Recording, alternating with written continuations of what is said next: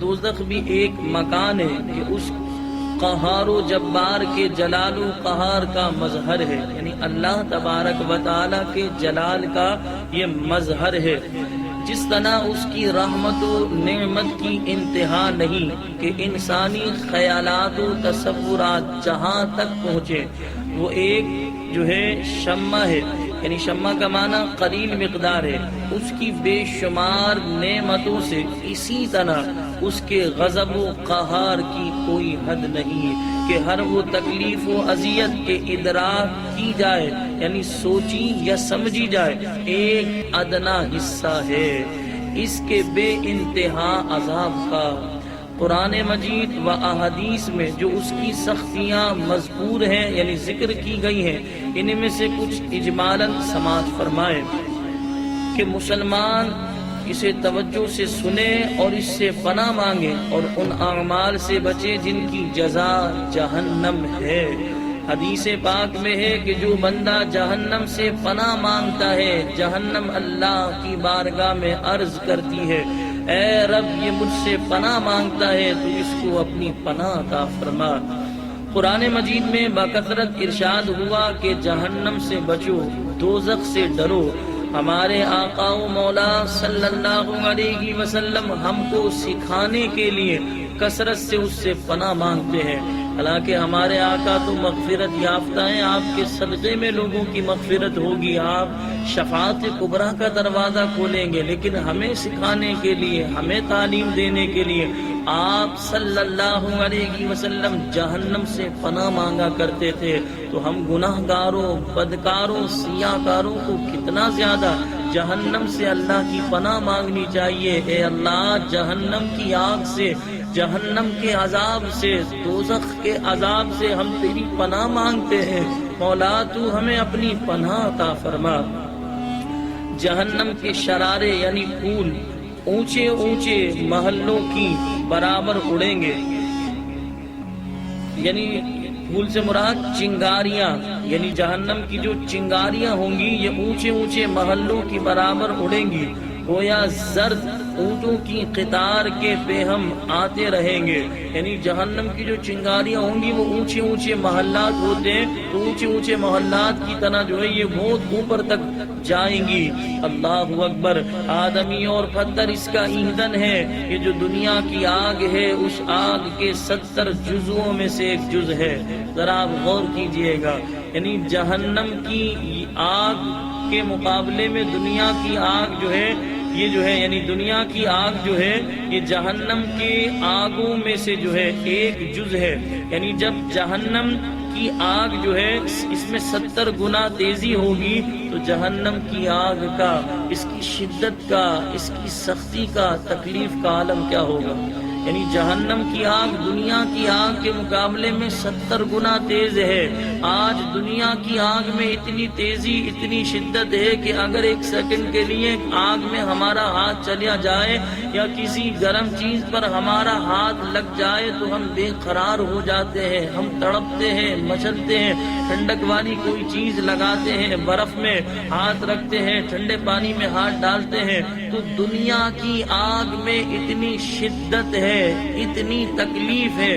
ذرا غور کیجئے گا میرے لبوں سے نکلنے والے الفاظ پر۔ اس آگ میں جب 70 گنا تیزی پیدا کی جائے، یعنی اس آگ میں 70 گنا اور تیزی پیدا کی جائے تو اس آگ کی شدت، اس آگ کی تکلیف کا عالم کیا ہوگا۔ ذرا غور کیجئے گا جب گناہگار کی پوری باڈی کو جہنم میں ڈالا جائے گا تو اس کے عذاب، اس کی تکلیف، شدت کا عالم کیا ہوگا۔ الامان والحفیظ، ہم اللہ کی پناہ مانگتے ہیں۔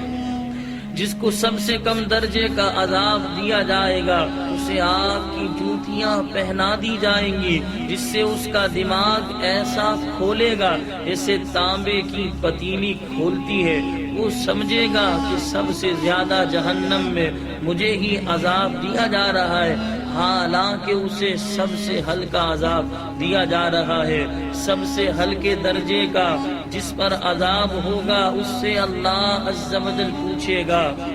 کہ اگر ساری زمین تیری ہو جائے، یعنی اگر ساری زمین تیری ہو جائے، تجھے مالک بنا دیا جائے، تو کیا اس عذاب سے بچنے کے لیے تو سب فدیہ میں دے دے گا؟ عرض کرے گا ہاں۔ اللہ پاک فرمائے گا جب تو پشت آدم میں تھا تو ہم نے اس سے بہتر آسان چیز کا حکم دیا تھا کہ کفر نہ کرنا، مگر تو نے